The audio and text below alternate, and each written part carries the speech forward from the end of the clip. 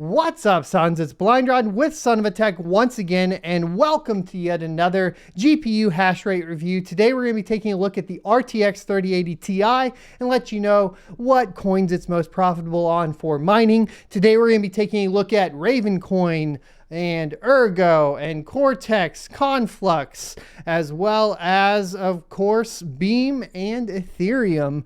I realize there are more hash rates than that, but these seem to be in the top as far as profitability, and we're going to hop into it right after a word from our sponsor. Today's sponsor is myself. To support the channel, click the join button below the video and you will get access to our privately hosted Rocket Chat. Selecting the $1.99 option will get you access, and after that you need to head over to the membership tab, scroll down, and expand out your membership perks. Find the section for connecting on social media, and in that section there will be a secret registration URL to join Rocket Chat, where you can sign up to enjoy talking with other cryptocurrency enthusiasts and miners without spammers, scammers, or bots. Welcome back. So I'm running a little short on time. I've been trying to make sure that I keep content rolling, but it can be a little bit difficult with school starting. So hopefully you guys are aware of that and you can bear with me as we get this content out. But let's just hop right into the meat and the potatoes. The RTX 3080 Ti that we are looking at today is going to be the Zotac Gaming GeForce RTX 3080 Ti Trinity Overclock.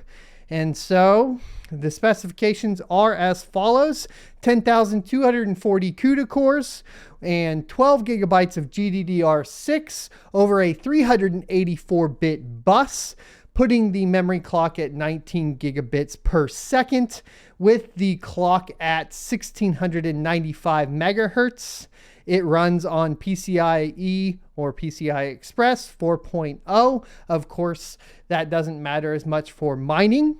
The display outputs include 3 DisplayPort 1.4a ports and 1 HDMI 2.1 port, which is the ultra high-speed HDMI, and that will be 8K 60 FPS or 4K 120 FPS.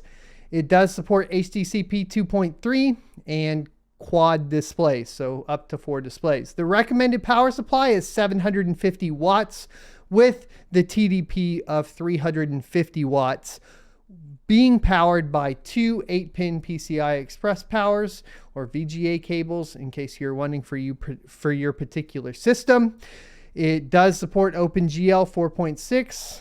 The cooling is called the Ice Storm 2.0.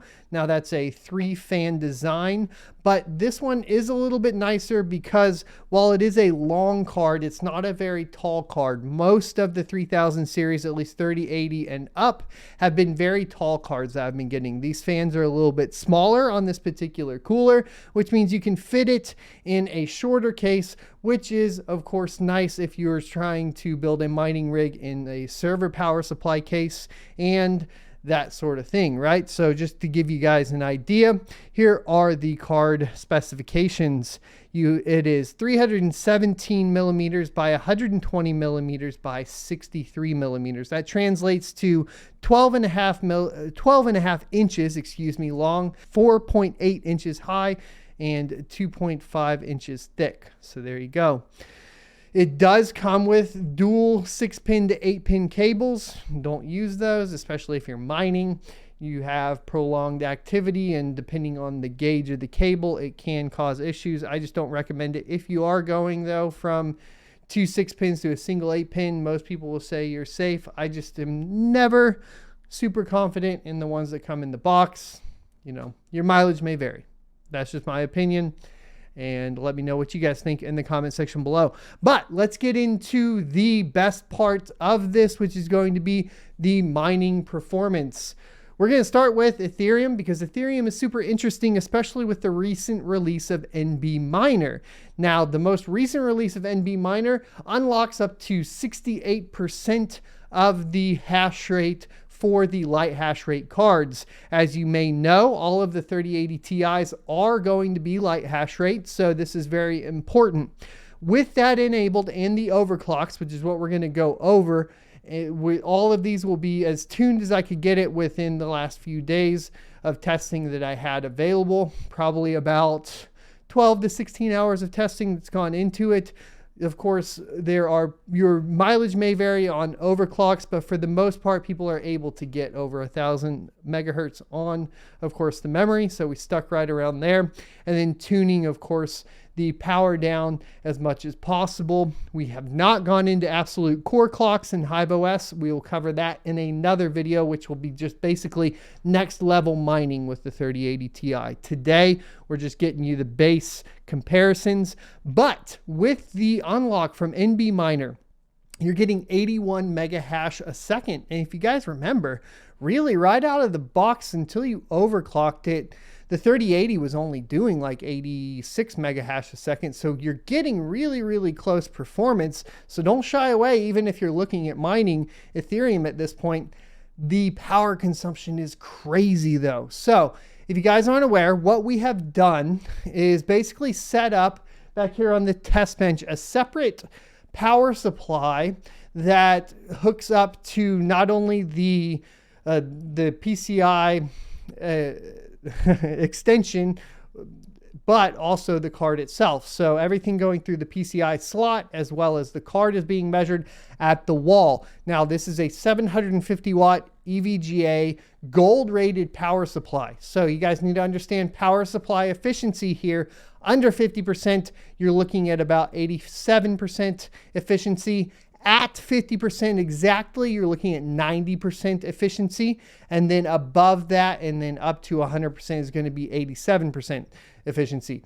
Those are just going to be the efficiency ratings. So while these power numbers are not exact, right, they are going to be more indicative of real world performance on an 80 plus gold rated power supply.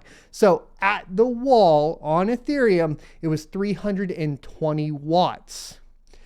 If we are looking at Beam, we were looking at 35.3 hash a second at 318 watts. And then on Autolycos, we were looking at 262 mega hash a second at 371 watts.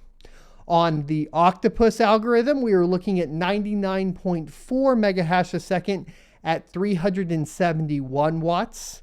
And on Kapow, we were looking at, which is Ravencoin, 53 mega hash a second at 371 watts. Obviously, the power consumption crown goes to Beam. We also did check Cortex, but I do not have this plugged into What to Mine, so let me pull that up here real quick. And on Cortex, we are at 3.48 graphs a second, around 3.5 graphs a second at 341 watts. There we go. All right, so let's get into profitability for the 3080 Ti right now. So at the current hash rates and current power consumption with a power cost of 10 cents a kilowatt hour, Ravencoin is coming in at the top. This is starting to be a repeated process here, and that is going to be $7.81. After power, $6.92. The second place coin is going to be Ergo, and before power costs, it's going to be $6.97 in revenue, with after power costs being $6.07 after power. Now, Ethereum does come in third place with, of course, the NB miner making up for up to 70% of the hash rate, with a revenue of $6.29 and a revenue after power cost of $5.53. In fourth place is going to be Conflux on Octopus, which will be $5.43 before power a day and $4.54 after power a day. There's some more here for you guys to take a look at. Beam is coming in at over $3 of revenue. Ethereum Classic's still going to be better than that. And then if we roll down, there's all this. Now, if we go to Cortex here, it's looking like it's $3.92 a day in revenue and $3.06 a day after power costs. So that's going to wrap up essentially all of the details as far as what you should be mining on an RTX 3080 Ti. You can always rewind back and look at the stills for my overclocks on these and test them out and let me know how those work for you. Let me know if you have some better hash rates and what you're looking at as far as all of that goes as well. I will be working on some new charts as these things start to shift around, right? Because we need to add in some of the new algorithms to all of my charts. So I'll be rotating some GPUs in to start getting tested and start getting us some graphs as well to compare GPUs. And I know that's something that a lot of people are asking for, so I'm working on it. It just takes a while to get those all into Excel, make sure that everything is updated, and so on. We also have the review of the mini Doge coming soon. Thanks to Voscoin, and shout out to him for getting that sent over.